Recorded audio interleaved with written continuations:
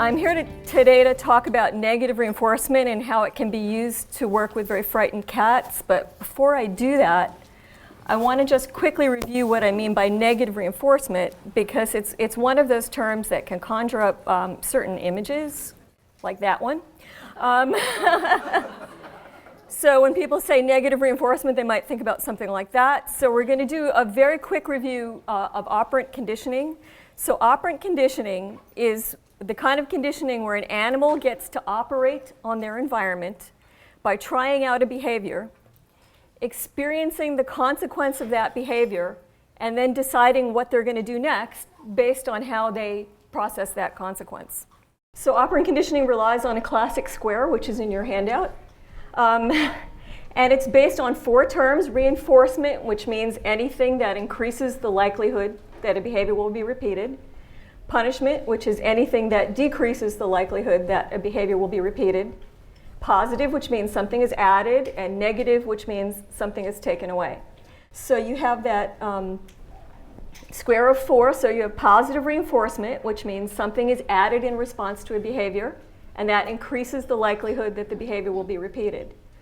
And then you have negative reinforcement, which means something is taken away, and that increases the likelihood that the behavior will be repeated. You have positive punishment, which means something is added, and it decreases the likelihood that the behavior will be repeated. And you have negative punishment, which means something is taken away, and it decreases the likelihood that the behavior will be repeated. So I'm curious, how many of you recommend sticky paws or double-sided tape to deter inappropriate scratching? I do too. Okay, so sticky paws is positive punishment. Something is added to the environment, and it decreases the likelihood that the behavior will be repeated. So it's kind of interesting to think about that, because I don't think of sticky paws as being inhumane, but it's important. It helps us understand that these words have emotional content for us, but in operant conditioning, it's important to understand that positive and negative, and even punishment and reinforcement, don't refer to the quality of the animal's experience necessarily. So positive just means something is added, like 3 + 2 = 5. And negative just means something is taken away, like 3 - 2 = 1. And the first equation is not happy and the second equation sad. Okay, that's not what's happening here. It just means something is added and something is taken away. So it's important for us to divorce ourselves when we're speaking about these scientific ideas, to take away that emotional content. Okay, and I want to actually just thank Susan Friedman for pointing out this analogy to me. So let's go back to this skeleton. This actually is negative reinforcement, and this is a torture device, okay? And so in this device, pain is inflicted to the person until the torturer hears what they want to hear, at which point the pain is taken away. So pain is taken away in response to a behavior, confessing, and that increases the likelihood that the behavior, confessing, will be repeated.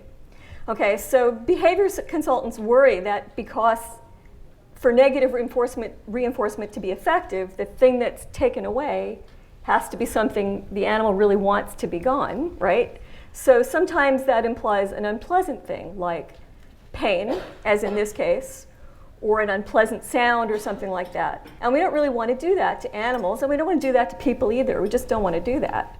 So wouldn't we rather just add something to increase the likelihood of a behavior? So that's positive reinforcement, which is this. And yes, you would add the treat to increase the likelihood of a behavior. And of course, this is what we want to do. And when this works, this is the best thing. It's our first choice. But might there be a situation where this doesn't work? So this is Tikal. Okay, Tikal was owned by a man who suffered from a mental illness, and eventually the man was hospitalized. In the man's absence, Tikal was being fed 3 times a week by a volunteer who tried to interact with him. But right from the start, Tikal exhibited a very high level of fear aggression, which got worse as time went on. The volunteer worked for a rescue organization that I sometimes consult with, and asked for advice on how to interact with this cat. And I gave her all the standard protocols about going very slow, offering positive reinforcement, and so forth. It didn't enable her to interact with the cat. Eventually, Tikal's owner was committed indefinitely to a hospital, and the cat had now been alone for almost 3 months. The rescue group, so Tikal is now homeless, and you know if he goes to the shelter, he's not going in the adoption room, okay? The rescue group thought they might foster him and asked me to come and evaluate him, and I visited him and found him to be alternately terrified, so he'd retreat if you approached, but there were no hiding places in the apartment. There was actually very little furniture. He's behind the TV set here. So he'd end up cornering himself, and then alternately he'd be aggressive. So he'd lash out, claws fully extended, if you approached him, and it escalated. And one of the volunteers actually got very badly scratched. So I actually didn't think that he was safe to foster. I really didn't think so. So I decided to take him myself. And based just on looking at these two photos and hearing that story, my husband said, "Oh, we should take him." Which tells you what a great man I'm married to. Okay, so it took another 3 weeks of legalities and paperwork before we could take him, because just taking a cat out of someone's apartment without their permission is stealing. So now Tikal had been alone for 3.5 months, and we had to trap him in the apartment. He was age 8, and we neutered him. He was intact. Vaccinated him, defleated, dewormed. He had 2 rotten teeth that we had to pull, and he got a complete blood workup all on the same day, the worst day of his life, I'm sure. I got him home that night. We opened up his carrier in my office, and he darted under the sofa so fast that I never saw him. So I'm just going to show you the layout of my office. So I'm there about 8 hours a day, at least, unfortunately. This is where he went. I set up a litter box on the right side, right next to the sofa, and a tray with a water dish and scheduled meals, but water all the time, of course, which I pushed just under the sofa on the left side, so as far away from the litter box as I could. I just left him there. I didn't try to interact with him for 2 days, although I was in and out of the room all the time, during which time he ate and used the litter box when I was not around, and I never saw him. I talked to him a lot. I use my cat voice. You all know what that is, and don't even try to deny that you have a cat voice, because I know that you do. Okay. And on the 3rd day, I decided to start working with him. So I put with a little tuna in my hand. I lay down on the floor and just showed my face under the sofa. And he hissed, and he backed up, as far as he could up against the wall. And he squished himself into a corner and kept hissing and hissing. And I set down the tuna halfway under the sofa, and I stepped away, and I went back to work. And 2 hours later, I took a look, and he had not eaten the tuna, and he'd not even moved to eat it. And I repeated that exercise. Nothing ever happened. I was really hoping that by offering tuna, it would kind of look like this. But from his point of view, it actually looked like this. He was too scared, too traumatized to eat in front of me, and that is a very common behavior with frightened cats. If you all have worked with them, you know that. They will not eat in your presence, first of all, because then they have to put their head down and stop being vigilant, but also they're so traumatized and scared that their tummy probably hurts. Okay? I played with the toys that, he played with toys that I left out overnight, because I found them in different places and because I could hear him, but never when I was in the room. He didn't want anything from me at all. So what could I add to the environment that would reinforce the behavior I desired? Remember, that's positive reinforcement. What could I add to the environment that would reinforce the behavior that he desired? What did this cat want? He wanted me to go away. I realized that me leaving was probably the most powerful reinforcement that I could offer him. So if me going away is the reinforcer, how could I use that to teach him something? Now, I want to just tell you that I don't actually have pictures of Tikal on this stage, because when I was working with him, I didn't want to add anything to the environment that would disturb him, so I didn't take photos. So the photos are things that I found that kind of approximate the things that I did. And also, I'm going to say under the sofa, but I also like to work this protocol with cats under the bed in your bedroom, so sofa, bed, same thing. Okay, so here's how I started the protocol. Okay, first of all, what did I want to teach him? I wanted to teach him first to be calm when he saw me. Okay, so now I have a behavior I want to reinforce, calmness, and a reinforcer, me leaving. So I got down on the floor, I showed my face, I was totally neutral, totally silent, and looked at him very softly, not the hard stare, but the kind of look away thing, And I just waited for him to stop hissing. I just waited. As soon as he did, I marked the behavior, and I'll talk about that in a moment. I got up and I left the room. Okay, so this is negative reinforcement because I took something away, me, to increase the likelihood that the behavior, stop hissing, will be repeated. Okay? I did this every time I was planning to leave the room anyway, which ended up being about 10 times a day, depending on how often I went to the bathroom or got a cup of tea. So there were long intervals between the repetitions.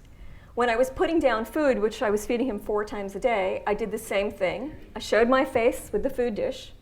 I waited for the hissing to stop. I marked the behavior, put the food down under the couch, and left the room.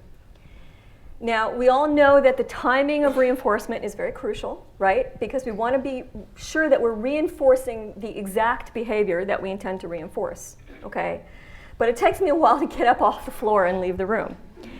So the timing of my reinforcement was a little bit delayed, you know, between when he showed the behavior I want, stop hissing, and me actually leaving the room.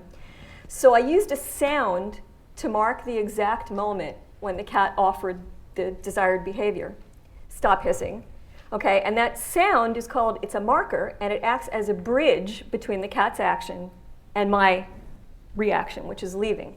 Okay, and those of you who do clicker training, this idea obviously sounds very familiar to you because a clicker is a marker sound, right? So that's what it is. But I really advise against using a clicker with scaredy cats in these situations. First of all, the sound is way too loud.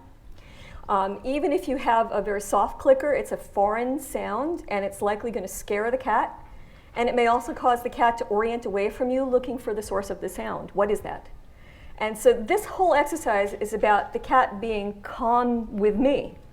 So I want to keep his focus on me and also keep it soft and not scary and all of that. So my marker sound is, good boy. Soft and sweet as can be. Good boy. Okay, and that's it. So when he stopped hissing when he saw my face, it's time to up the ante. Okay? So on the left side, so when you can show your face without evoking any drama, okay, then it's time to start again. You show your face, and now the cat is not hissing when you show your face. You wait until you get any signal at all that the cat is releasing tension. So a change in ear carriage, the pupils are not so dilated, okay, a little releasing of tension in the shoulders, mark the behavior and leave. So now you're rewarding the cat for being calm, for showing a calming change in body language, okay? And when that's working pretty much every time you show yourself, so that the cat is pretty calm whenever you show yourself, you wait until the cat actually looks at you. Like, so, what are you doing here? Okay, not a fearful look, but just looking at you with alert curiosity. Mark the behavior and leave. And repeat and repeat and repeat and repeat. And you can actually do this exercise several times in a row. So leave for 5 minutes, come back, leave for 5 minutes, come back, leave for 5 minutes, come back. Or every commercial break when you're watching TV, go and do that, right? Okay. So that's the very basic part of the program. There's more to it, okay? So first, don't put the cat in a seldom used room. So a bedroom or a home office are really good, not the spare bedroom, not a room in the basement. Also not someplace that's going to be loud and crazy all the time, like a kid's room, or where the cat will never have quiet time, so not the living room or the laundry room or something like that. Also, before the cat arrives, you want to put things that smell like you where you know the cat's going to rest, so like under the bed or the couch. So you want to sleep with a towel or a t-shirt and then put it there before you arrive. You don't want to push it at the cat, so you want to get it there before you let the cat out in that area. Okay, be aware of what you smell like. You know, hand sanitizer, lotion, perfume, cigarettes, citrus, onions. Okay, cats live in smell world. So you want to smell like the t-shirt that you put under the bed. And this is just to get the cat used to your scent, right? You want to use plenty of sweet talk so you can talk out loud, read out loud. There's no need to show your face when you do this, just talk. And actually it's better if you don't show your face. If you know the cat's name, use it because it's something familiar, unless you know the cat has been abused, and then the cat may associate his name with something bad coming, like Fluffy, okay? And if that's the case, or if you don't know the cat's name, just go for a new name and use the new name a lot because it'll just start to get the cat aware of a sound that's associated with himself. We changed to Call's name. That wasn't his original name because his original name was a rude word that I didn't think was appropriate. Feed them on a regular schedule because predictability is very, very meaningful to cats in every situation, but especially in scary situations. Be sure to leave out toys and catnip and all of that, so that when you're not there, the cat has play opportunities. You want to have a scratching post, all of that stuff, so that the cat can express normal feline behaviors. Briefly show your face whenever you leave the good stuff, so the toys and the food, so that the cat knows that the good stuff comes from you. So good stuff is always preceded by a brief look at you. Sometimes you can just hang out in the room, but not where he is, away from his hiding place. Okay? And if the cat shows his face or emerges, pretend you don't notice. One day I was sitting at my desk working, and I looked up and I noticed he was sitting on the sofa. Wow. And as soon as I looked up and noticed him, he scooted back under the sofa. So the more you pretend not to notice him, the better it is. Okay, so now let's talk about transitioning to positive reinforcement. This is kind of the negative reinforcement part of the protocol. Let's transition to positive reinforcement. Okay, so that happens when the cat is always calm whenever you show yourself under the sofa. So calm is the first reaction. Okay? So you start slowly advancing a hand with a treat on it. Okay? And advance only until the cat starts to show signs of distress. Pull back, hiss, make his pupils big, anything. Just until the cat is not calm anymore. And at that moment, you stop. Right at that moment. Don't go any millimeter past that moment. Just wait and do nothing. Just wait and do nothing until the cat shows the slightest signal of relaxation. Slight signal of relaxation. Mark the behavior, drop the treat on the floor, withdraw your hand, and leave. So now you've accomplished two things, okay? You're teaching the cat that she has some control over how far you will approach so that you will respect her boundaries, okay? And that's very important. You're also training her to relax in your presence by, again, rewarding her when she does. And this reward is still negative reinforcement. It's still you leaving. But the treat's like a little lagniappe, as they say in New Orleans. It's an extra incentive to help you transition to positive reinforcement. And just repeat and repeat and repeat, and gradually increase how close your hand can get before you trigger the cat. Part 2. So when the cat shows some interest or curiosity or just relaxed alertness when your hand appears with the treat, slowly extend your hand with the treat half the distance to the cat, or if the cat's under the bed, very far away, as far as you can go, the extent of your arm. When the cat is calm, mark the behavior, leave the treat on the floor, withdraw your hand, and go sit quietly on the other side of the room and wait for the cat to eat the treat under the bed, under the sofa. So now you're hoping that the cat will eat with you in the room. And remember, the cat is still out of sight, okay? And repeat and repeat and repeat. And gradually leave the treat closer and closer to the outer edge of the sofa. And be sure to mark when you can extend your arm with no hissing or drawing back. So when you drop the treat there, good boy. Okay, when the cat will eat the treat under the sofa while you sit all the way across the room, we get to the next step. Slowly extend your hand with the treat and wait until the cat makes the slightest movement forward, even just going, just that. That's enough, okay? Mark the behavior. Leave the treat on the floor, slowly withdraw your hand, and wait for the cat to eat the treat, if possible, while you watch. But if not, go back and sit across the room. And repeat and repeat and repeat, and gradually, just very slowly, a millimeter at a time, ask for an approach that's closer and closer to you. Okay, so that's how it goes. That's the basic protocol. So always when you've got a training protocol like this where you just keep upping the ante and steps, your clients need very clear guidelines for when to move on to the next step. They often don't understand when do I go forward, and they just keep going forward and plunging forward and go way too fast. So I've made a list of milestones for you, starting way back with the cat under the sofa hissing and when to up the ante in each training step. So now remember that clients are going to need a very, very, very good basic understanding of feline body language to recognize these small steps. Jacqueline has a video. As always, if the cat repeatedly doesn't offer the desired behavior at any step, go back to the previous step, repeat until the response is solid, and then move on again.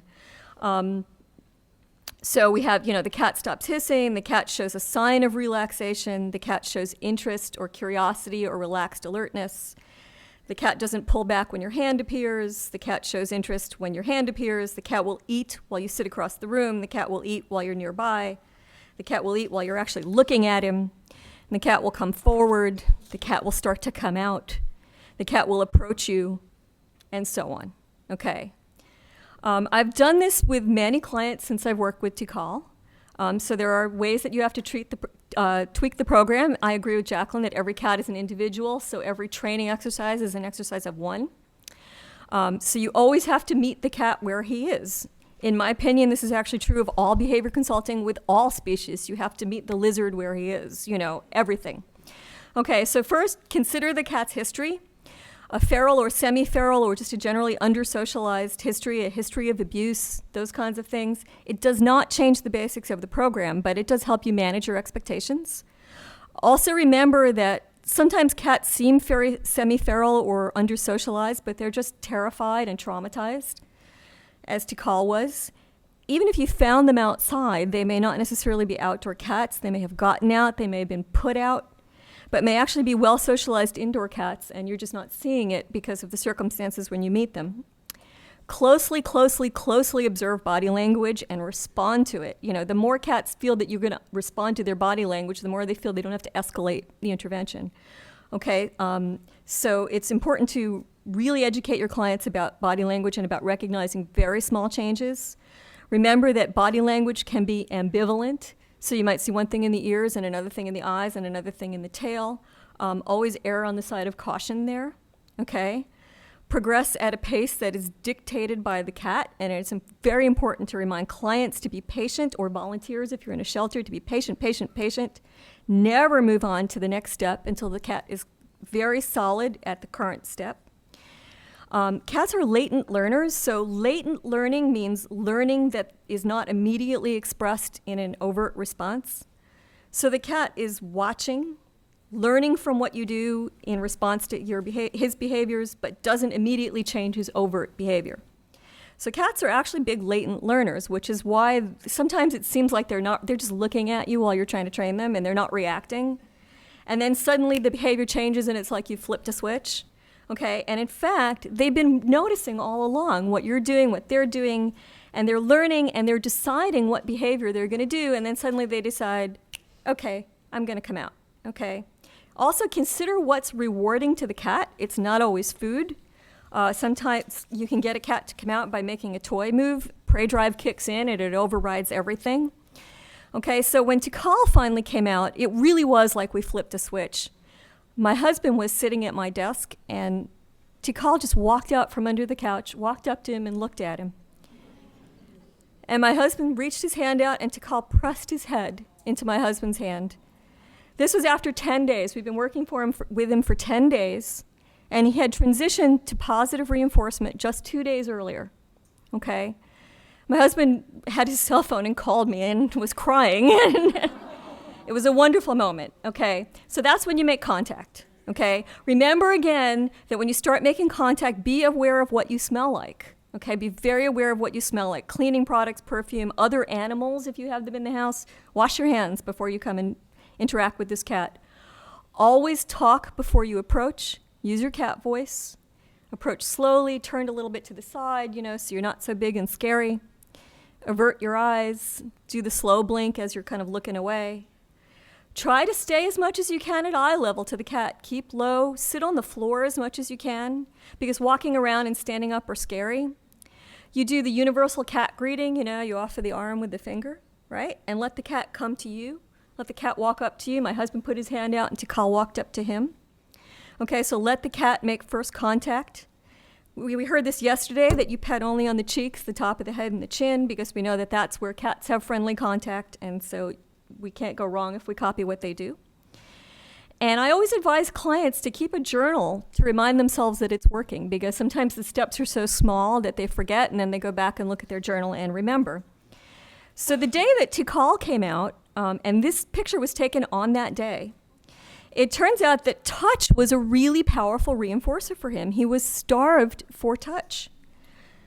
But as soon as we stood up, he ran under the sofa.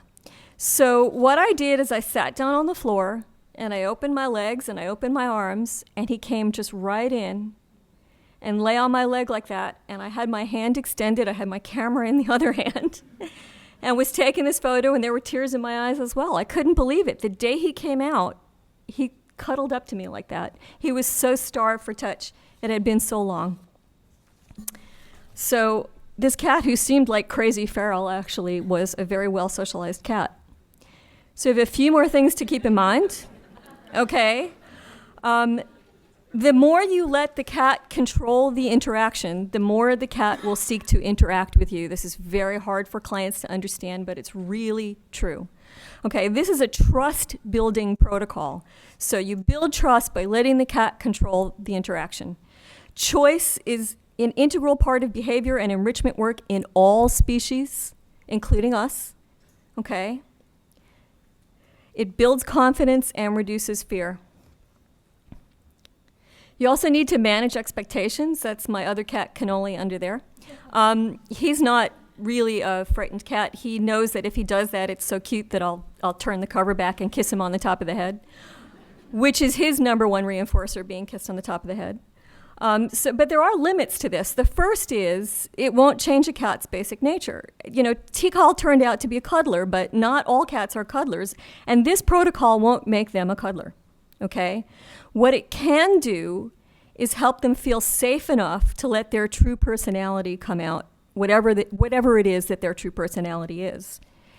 It's a start, and it needs to be followed up with a long period of using positive reinforcement to teach the cat that you can be trusted. These kinds of cats may always be skittish and shy, especially with strangers. And semi-feral and seriously under-socialized adolescent and adult cats typically take a lot longer to transition to positive reinforcement. Although I have had success using this technique with semi-feral adolescents. So there's one more thing I want to talk about, which is this.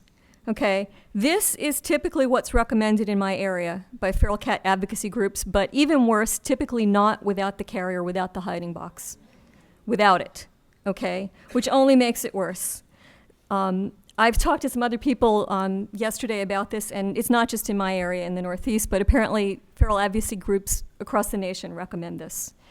Their idea is to control the cat and prevent hiding, and I have heard this described as desensitization and counter-conditioning. It is not. It is not. It's flooding. Flooding is a feared stimulus that is presented full force, all at once, in an unrelenting manner. And the idea is that the anxiety response is going to be extinguished when the subject sees that it's irrational. So this was developed to work with humans with specific fears like fear of flying, and it does sometimes work with those kinds of fears with humans. But in my experience, confining a cat to a crate never succeeds in socializing the cat and imposes enormous stress on her. This process is traumatic, and the stress is relentless. And we will hear from Dr. Buffington later today that relentless stress leads to systemic illness. Okay. Typically, these cats eat less. They have no chance to express normal feline behaviors such as basking, playing, scratching, jumping, and hiding. So they learn that nothing they do will change the outcome, okay, and therefore they submit or tolerate the situation, and that's called learned helplessness. Okay, so they just basically shut down. And advocates of this method, unfortunately, mistake shutting down for calming down, and those are not the same thing. Thank you. Being out of the crate and having a place to hide will make the cat more calm and less fearful. Forcing her to be exposed and confined will not make the cat more calm and less fearful. I actually did a search of the behavior literature in preparation for this talk about flooding, and flooding is never described in the behavior literature as working for socialized and frightened or traumatized cats, so real behaviorists don't recommend it. And in fact, flooding is not described as working with any behavior problems involving cats at all. In the search of the literature that I did, there were a couple very, very isolated instances with dogs, but behaviorists warn that it has very limited success and is very risky, dicey. Dr. Karen Overall described it and pointed out that flooding works only some of the time, and only to treat a specific fearful behavior, not this kind of generalized fear. And it is unpredictable when it will work and with what kinds of animals. And it really only works, she said, when the animal completely trusts the owner. So that's not the situation here. Okay, so flooding, no, bad. Okay, coincidentally, 2 weeks ago, I had a client who took in a semi-feral cat and called me, so it was great. I have a very recent case to talk about. So this was an outside cat who she was feeding on the porch, and it eventually walked into her house. So not truly a feral cat, you know, a semi-feral. But when she closed the front door, the cat bolted into the basement and slid into a cabinet, and when she tried to pull him out, he bit her. So she called a feral advocacy group who told her to put the cat in a crate with no hiding box. And the cat, after a day, basically shut down. So the cat sat in the litter box, covered her face, and didn't move. Okay. Tried not to look at anyone. And the feral cat group, which she was in touch with repeatedly, told her that now the cat had calmed down. Okay, so that went on for 2 months. And she would talk to the cat, and when she was far away across the room, the cat would look at her when she talked to her, but if she walked near the cat got back in the litter box and covered her head. So she called the feral cat group again and said, how can I, sort of get to being able to pet her and touch her? And they said, start brushing her. So she started brushing the cat, and the cat started hyperventilating. Just going, which we know cats don't pant. Dogs pant. It's bad when cats pant. Okay, so this woman, thank God, realized that this was not a good thing and stopped and went to the IABC website and found me and called me. Okay, so now the cat had spent 3 months in a cage. So I got there 2 days later. We let the cat out under her bed in the master bedroom, and she started applying this protocol. And she's one of those great clients, the kind of client who calls every 2 days and tells you what's happening. The other thing that she said was that the husband didn't want to keep the cat because the cat was so uninteractive. Okay, so the first thing that happened was 2 days later, the husband said, I want to feed the cat, I want to do this too. Okay, 2 weeks later, she called me just before I came here, so that's 2 weeks later, to tell me that when she was sitting on the other side of the room reading, the cat came out and sat on the windowsill. So that's in 2 weeks, after 3 months in a cage, when the cat wouldn't look at her. In 2 weeks, the cat came out and sat on the windowsill. So the cat is engaging in normal feline behaviors that she was not able to express while she was crated. The cat was playing at night. They could hear her because it was in the bedroom. The cat was playing at night, basking in the sun. The cat was eating more, likely because her tummy felt better. She was calmer overall. She still can't pet the cat, but she sees that there's going to come a time when she can pet the cat, and the husband is doing the work as well, so he's on board. You can hear from my voice that I feel very strongly about the harm that this kind of advice does to cats. Dog consultants have been active for a long time in speaking up about dominance-based training and how it's based on incorrect premises and can be harmful to dogs. Perhaps we can be the ones who speak up about the welfare issues involved in the flooding approach to frighten cats and the harm that it does. So that's something for us to think about. Okay, so let me just give you an update on Tikal. So Tikal very, very quickly warmed up to me and my husband. He was kind of skittish for a couple of months when we walked around the house, but whenever we settled down, he settled with us. He's a cushion kind of guy, as you can see. He's no longer troubled by our movement, but when we have very tall people visit the house and they walk around, he's still a little bit concerned. If they sit down on the couch, though, he'll come and hang out with them. So he's definitely a kind of comfort, hang out with you kind of cat. We never actually expected this, but it turns out that I'm going to use a technical term here, he's a snuggle bunny. Okay, what he really loves to do is spoon. He's a spooner. He sleeps next to me with his head on my pillow, and my husband refers to him as my boyfriend. Okay, this is a cat who we expected might end up living under the sofa in my office, but it turns out that he's like the uber amazing pet. He always makes me think about all the traumatized, frightened cats in rescue situations who, when we first see them, they seem unadoptable. But inside is the snuggle bunny that's too scared to come out. This is Tikal with his stepbrother Cannoli. that was a 10-month introduction, but that's another talk for another day. So I want to just say thank you to a couple of people. So I want to thank my colleagues on the IAABC CAT list who helped me think outside the positive reinforcement box and figure out this protocol. I know I'm not the only one who does it, but for me, I hadn't read about it, so a lot of people, I think, have figured it out independently. I also want to thank Dr. Sophia Yin. I remember sitting up with her. I remember sitting up one night with her. We were both at the AVMA conference in San Diego, and it was about a year after I had adopted Tikal, and we were talking about Tikal and negative reinforcement and traumatized cats, and she was really interested in talking to me about that. I still miss her very much. So we do have time for questions. If you were to use a crate and provide like a sunning area, hiding space, and access to things that use a large enough crate, how is that significantly different from containing a cat in your office? When the cat's in the office, when I'm not there, the cat has free reign of the room.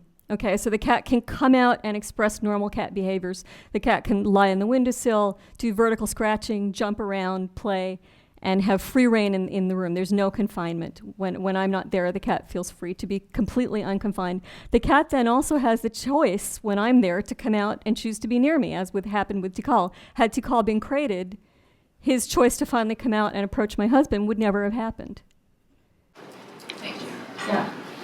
I work in a shelter, and we get a lot of cats from the local animal controls that I know have the knives in them, the tameness. Right. But we don't have a million foster homes to send the cats out to do this. We have a shelter. Do you have any suggestions on something that we could do? Because we do the really large crate, the cage, and we cover it. The carrier inside to try to help. But in a shelter situation, is there something we could do different? Right. So the question is, if you're in a shelter, you don't have a home to let the cat in. You can do this protocol using the hiding box as if it were under the bed or under the couch. It's not the best, but it's the second best. Okay. Yeah. I also work in a shelter. Would you have multiple people doing this, or would you have one person? You can have multiple people doing it. Yeah. Yes. You handle like door dashing and stuff like that, especially with The cat is not going to be dashing for the door because you're near the door. Not going to happen. Yes. That's actually multiple handlers has been tested. It doesn't work nearly as well as a Thank you. single trusted individual. I give you that reference. Thank you for adding that. I appreciate it. So Dr. Buffington said that it's been tested with multiple handlers and a single handler works better. So thank you for bringing that up. So thank you very much.